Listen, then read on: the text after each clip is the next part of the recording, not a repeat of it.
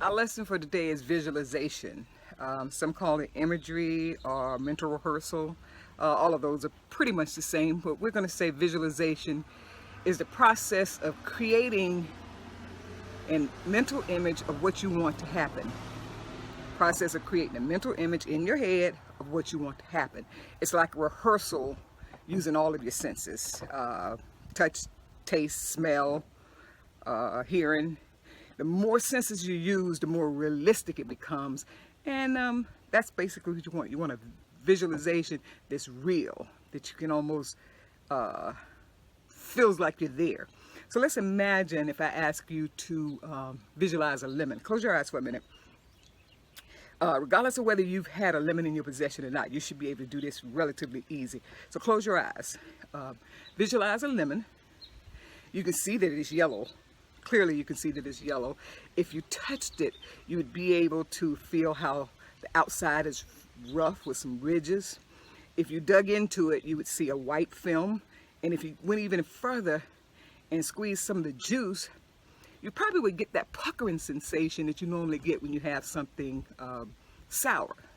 See how real it is as you use all of your senses. So we're going to do the same thing with basketball and do some visualization on the court.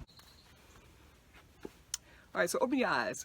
As you can see, visualization is easy and becomes more realistic when you use all of your senses. When you incorporate as many senses as possible, it becomes pretty simple.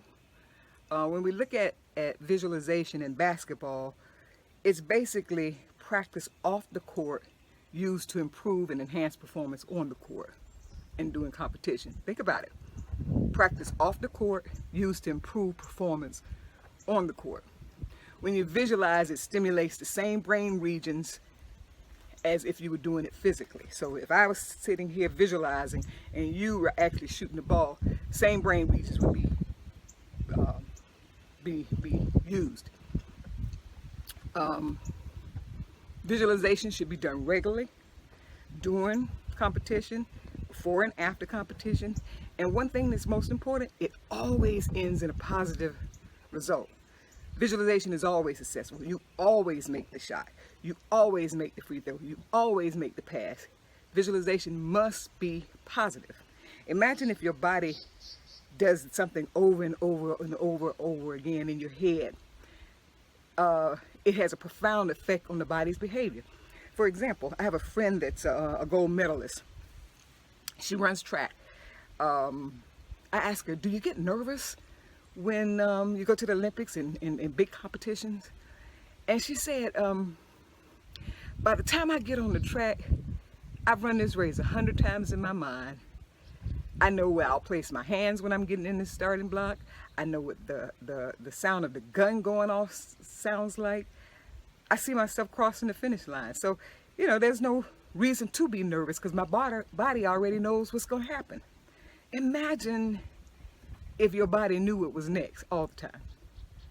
Imagine if you got the fast break pass and you were going up for a layup. There was no room for negative self-talk because you knew the ball was going in. Your body already knew it because you visualized that over and over again.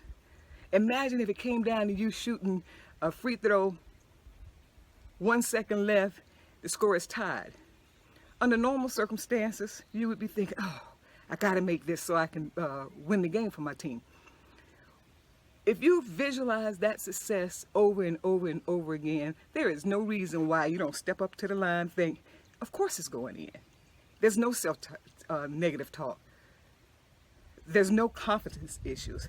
Imagine if visualization could do that for you. Yeah, it's pretty powerful, but you got to use it.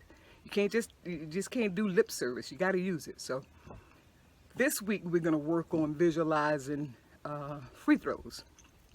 It can be any skill that you use it for, but our exercise this week is about free throws. Now, one thing you got to remember in shooting free throws, before you can even do the exercises, you have to have a routine when you shoot free throws. Whether you step up to the line, you bounce the ball 2 times, 3 times, whatever it is, it's got to be done the same way every time. Every time. That's very, very important. That's so when you get in the game, You've done it so many times, you don't have to think about, do I put my foot here? Do I do this? Do I bounce the ball twice? No, you don't have to do that. It's automatic. You visualize it so much that you know, I step to the line, I do my normal routine, I sink the shot. Pretty simple, isn't it? We're going to see how it works. What I want you to do is, I want you to shoot 20 free throws. If you have a goal, shoot 20 free throws before you start this exercise. Then I want you to do some visualizing. And it might be helpful to have somebody read it to you while you do it first a couple times. Then you should be able to do it yourself. But I want you to shoot those 20 free throws, do visualization for 2 or 3 days, and then I want you to come back and shoot those same free throws. And I can guarantee you there'll be some improvement. Now, if you want to take it a step further, come back and take some free throws after that with your eyes closed. What? With your eyes closed? Yeah, think about it. The goal's not moving, you're not moving, you're doing the same thing over and over again, which you've already visualized, so you know where the ball is going, so why wouldn't you be able to shoot a free throw with your eyes closed? Give it a try, let me know how you do, and let me hear about your success with visualization. It works, and this is the time to do it. You can't get on the court now, but you can visualize it.